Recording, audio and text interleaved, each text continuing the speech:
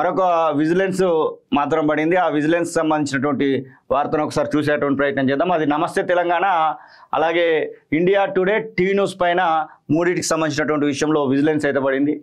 నమస్తే పై vigilance, India today, Telangana today, TV news పైన గత సర్కారు హయాంలో సొంత మీడియాకే భారీ ప్రకటనలు. 348 కోట్ల 43 లక్షల యాడ్స్పై ప్రభుత్వం సీరియస్. ప్రకటనలు లోగుట్టు విప్పనున్న విజిలెన్స్. అప్పట్లో సమాచార శాఖకు కేసీఆర్ ప్రాతినిధ్యం. ఈ కేసులోనూ కేసీఆర్ను విచారించేటువంటి అవకాశం ఉందంటున్నారు. ఇట్లా విచారిస్తారు అని చెప్తున్నారే కానీ విచారణ ఎప్పుడైతుందా అని ఎదురు చూస్తున్నటువంటి వాళ్ళ సంఖ్య ఎక్కువ ఉన్నది. కాళేశ్వరంలో విచారణ అన్నారు, కరెంటు కొనుగోళ్ల విషయంలో విచారణ అన్నారు, తెలంగాణ రాష్ట్రానికి సంబంధించినటువంటి విషయంలో ఏ సందర్భం వచ్చినా కానీ కేసీఆర్ పేరు అయితే ఖచ్చితంగా వస్తూ ఉంటుంది. మరి కేసీఆర్ పేరు వస్తున్నటువంటి నేపథ్యంలో విచారణకు సంబంధించినటువంటి విషయంలో వచ్చేటువంటి వార్తలలో ఎంత నిజం ఉంది ఏందనేది మాత్రం కొంతవరకు పక్కన పెడితే, ఇప్పుడు నమస్తే తెలంగాణకు సంబంధించినటువంటి విషయంలో, అలాగే తెలంగాణ టుడే, టీ న్యూస్కు ఇచ్చినటువంటి ఈ యొక్క 350 కోట్లు అటు ఇటుగా 350 కోట్లకు సంబంధించినటువంటి యాడ్స్ విషయంలో 10 ఏళ్లలో 350 కోట్లు, సంవత్సరానికి 35 కోట్ల రూపాయలు ఇచ్చుకునే వచ్చారు. అంటే ఆ ఛానళ్లను సాధింది ప్రభుత్వమే, డైరెక్ట్గా ప్రభుత్వమే ఓపెన్గా సాధినటువంటి విషయాన్ని మనం ఒకసారి గుర్తించాలి. ఎస్, విజిలెన్స్ ఖచ్చితమైనటువంటి ఎంక్వైరీ చేస్తే మాత్రం అన్ని విషయాలు బయటకు వస్తాయి. దీనిలో కేసీఆర్ ప్రమేయం ఏంటిది అనేది కూడా బయటకు రావడానికి అవకాశం ఉంటుంది.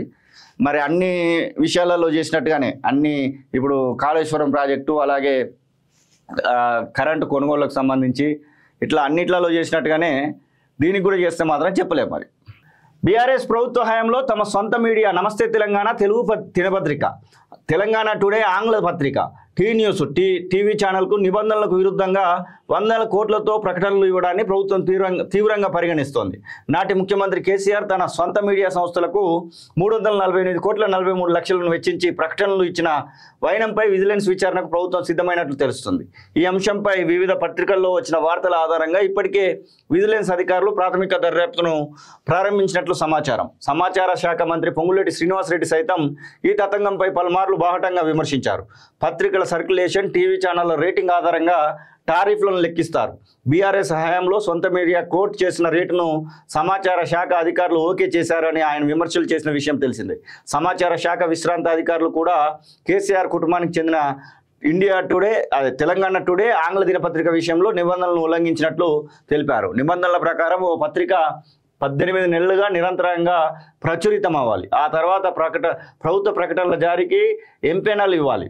ఆ తర్వాతే నిబంధనలు సంబంధించినటువంటి పత్రికకు ప్రకటనలు ఇవ్వాలని చెప్పేసి చెప్తా ఉన్నాయి. మొత్తానికి తెలంగాణ రాష్ట్రానికి సంబంధించినటువంటి విషయంలో ఈ ఒక విషయంలోనే కాదు, ఇప్పుడు వారి భూమి విషయంలో కూడా ఒక పార్టీకి ప్రభుత్వ భూమి ఇచ్చినప్పుడు ఆ ప్రభుత్వ భూమి స్థలంలో న్యూస్ ఛానల్ నడవకూడదు, ఎలాంటి పేపర్ కూడా నడవకూడదు అనేది ఒకటి నిబంధనలు ఉన్నాయి.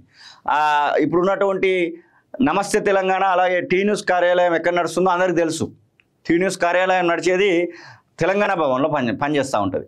తెలంగాణ భవన్లో పనిచేయకూడదని చెప్పేసి హైకోర్టు నుంచి ఉత్తర్వులు కూడా వచ్చినాయి. ఆ తర్వాత కొద్ది మేరకు దానికి సంబంధించినటువంటి విషయంలో వార్తలు బయటకు వచ్చినా కానీ అక్కడికి వెళ్ళి అయితే దాన్ని తీసేయలేదు.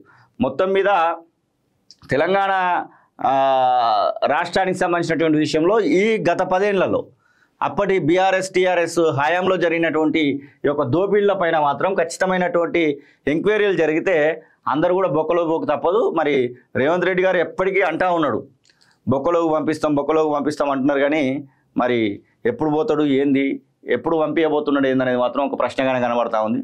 వందలాది కోట్ల రూపాయలను ఇట్లా అప్పజెప్పినటువంటి సందర్భాన్ని అయితే మనం చూస్తూ ఉన్నాం. కాబట్టి మరి ఖచ్చితమైనటువంటి ఎంక్వైరీ జరగాల్సిందే. ఆ ఎంక్వైరీలో దొంగలు ఎవరైనా కానీ, అది రాజకీయ నాయకులైనా అధికారులైనా కానీ ఊచలు లెక్క పెట్టాల్సినటువంటి సందర్భాన్ని అయితే కాళోజీ టీవీ అలాగే ప్రజలు కూడా గుర్తు చేస్తూ ఉన్నారు.